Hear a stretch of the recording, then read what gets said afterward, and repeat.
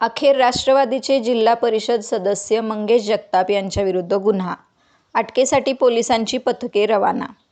पुणे जिल्हा परिषदेत 2 दिवसांपूर्वी घडलेल्या खळबळजनक घटनेनंतर बारामती तालुक्यातील राष्ट्रवादी काँग्रेस अजित पवार गट चे जिल्हा परिषद सदस्य मंगेश जगताप यांच्याविरुद्ध अखेर गुन्हा दाखल करण्यात आला आहे. लग्नाचे आमिष दाखवून फसवणूक केल्याचा तसेच वारंवार लैंगिक अत्याचार केल्याप्रकरणी माळेगाव पोलीस ठाण्यात गुन्हा दाखल केला आहे.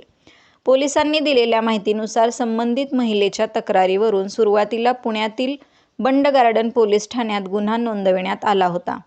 मात्र कथित घटना माळेगाव पोलीस ठाण्याच्या हद्दीत घडल्याने पुढील तपासासाठी हा गुन्हा माळेगाव पोलीस ठाण्याकडे वर्ग करण्यात आला आहे.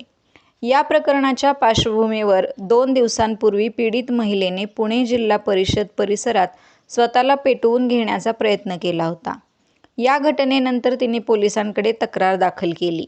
या गुन्ह्याचा तपास माळेगाव पोलीस ठाण्याचे सहाय्यक पोलीस निरीक्षक कुलदीप सपकाळ करत आहे. जगताप यांच्या अटकेसाठी विशेष पोलीस पथके रवाना करण्यात आल्याची माहिती पोलीस प्रशासनाने दिली आहे. मंगेश जगताप यांच्याविरुद्ध गुन्हा दाखल करण्यात आला आहे. या प्रकरणी तपास पथके रवाना केली आहे. चैतन्य कदम, उपविभागीय पोलीस अधिकारी, बारामती. पुणे जिल्ह्यातील माळेगाव पोलीस स्टेशन अंतर्गत गुन्हा रजिस्टर नंबर 187/2026 हा गुन्हा BNS कलम 318(2) व कलम 69 अन्वये दिनांक 28/7/2026 रोजी दाखल करण्यात आलेला आहे.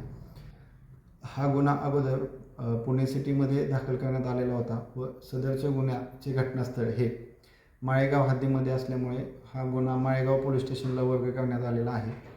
सदरच्या गुन्ह्यानुसार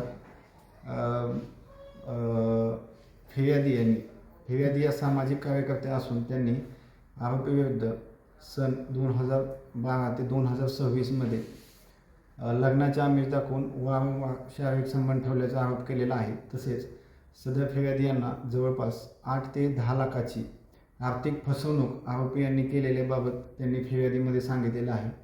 सदरच्या बाबीचा तपास माळेगाव पोलीस स्टेशन करत आहेत. तसेच आरोपी अटकेबाबत टीम रवाना करण्यात आलेला आहे. अशाच नवनवीन बातम्या पाहण्यासाठी बारामती वार्तापत्र चॅनलला लाईक करा, शेअर करा, सबस्क्राईब करा आणि बेल आयकॉन प्रेस करा.